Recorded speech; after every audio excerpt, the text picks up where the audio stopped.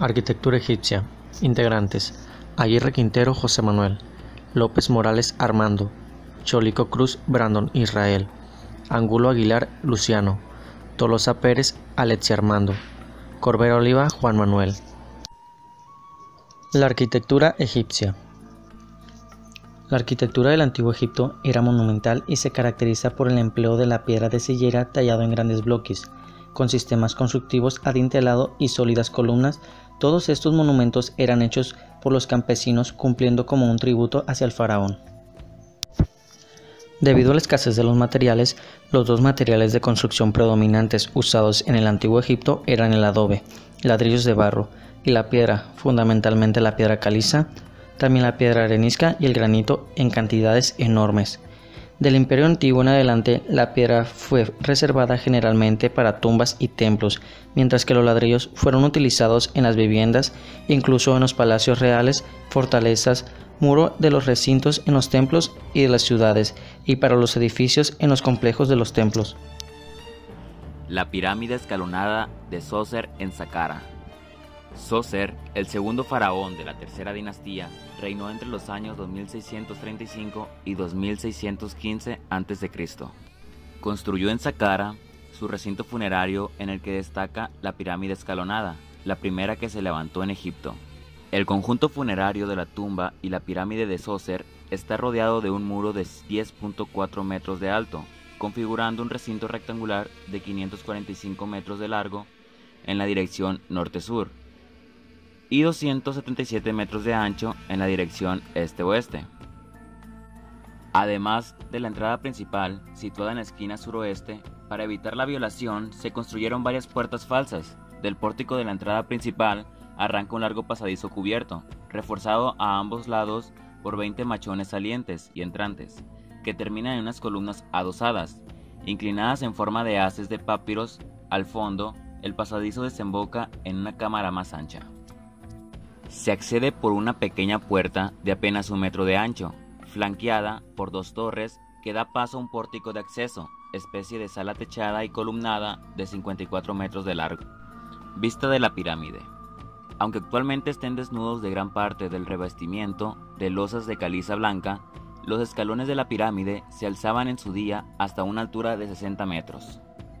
La pirámide escalonada se alza sobre la mastaba de la primera planta, cuyas interioridades alojan la tumba subterránea excavada en la meseta de roca. Los muros de esta cámara mortuoria fueron revestidos de cerámica vidriada verde, imitando tallos de papiro y madera, una evocación de las esteras de cañas de las paredes del Palacio del Rey. Pirámides de Gizeh. Conjunto de las pirámides de Gizeh en Egipto, construidas entre los años 2680 y 2569 a.C.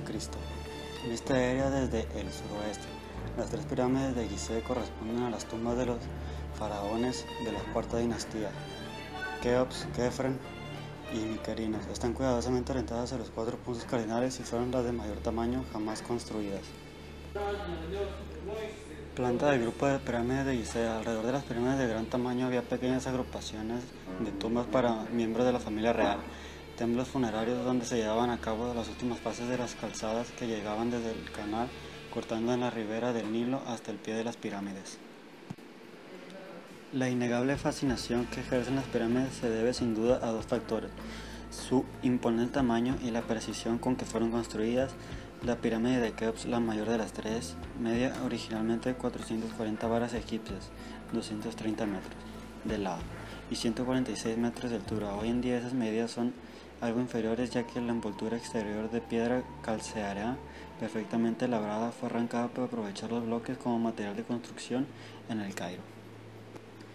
La pirámide de Kefren tenía 215.5 metros de lado y 143.5 metros de altura, y era la única de las 3 que se conserva una parte de su envoltura original de piedra calcárea en la cúspide. En algunos puntos aún es posible apreciar el pulido original. La pirámide más pequeña de las 3 pirámides, la de Mykerinos, medía 108.5 metros de lado y 66.5 metros de altura. Las pirámides son como montañas cuyas piedras fueron elevadas una a una desde el nivel del Nilo hasta la meseta, en torno a las pirámides se extiende un extenso conjunto funerario.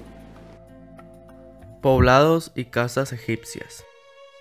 Las antiguas metrópolis egipcias de Menfis y Tebas han desaparecido pues estaban hechas de ladrillo de barro prensado. Bajo el reinado del faraón Akhnatón, hacia los años de 1379 a 1362 a.C., se fundó una nueva capital, Akhtátón, el horizonte de Atón, en el centro geográfico del antiguo Egipto, actualmente Amarna o Tel el Amarna. Esta ciudad pretendía ser la sede de la revolución religiosa emprendida por Akhnatón. Después de la muerte de Akhnatón, la ciudad y sus nuevos templos fueron demolidos por los sacerdotes de Amón y las piedras del templo empleadas para construir otros edificios. Una de las casas de los artesanos de Deir el Madina, la planta y la sección muestran los componentes básicos de la casa egipcia.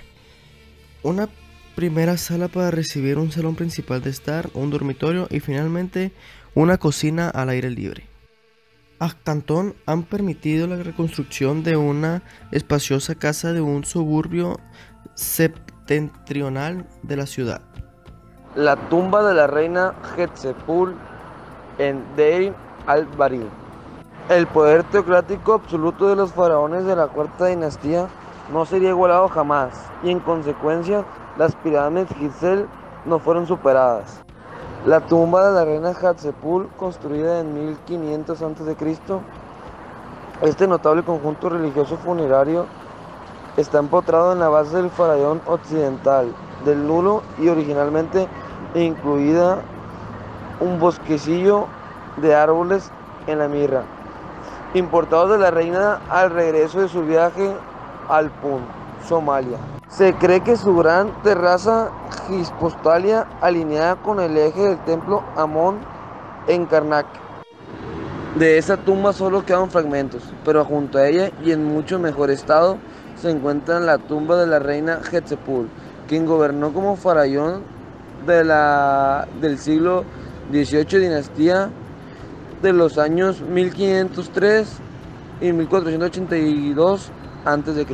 Hatshepsut encargó a su arquitecto y administrador Semut la construcción de un templo funerario con terrazas junto a Meutopec, que debía servir también como paraíso terrenal para Amón, con un jardín de árboles de mirra importados de Penut.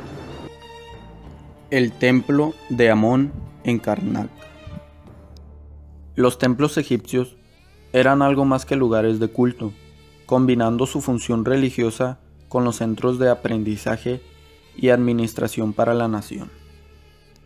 El templo de Amón en Karnak, al sur de Tebas, se convirtió gradualmente en el centro administrativo y religioso del imperio egipcio.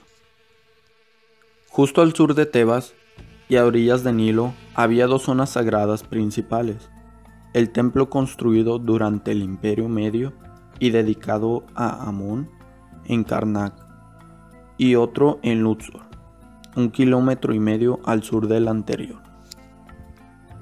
Dado que el templo de Amón en Karnak adquirió una complejidad excesiva a raíz de Khonsu, construido por Ramsés III hacia el 1179 a.C., resulta mucho más ilustrativo sobre los componentes básicos del templo Imperio Nuevo por sus menores dimensiones.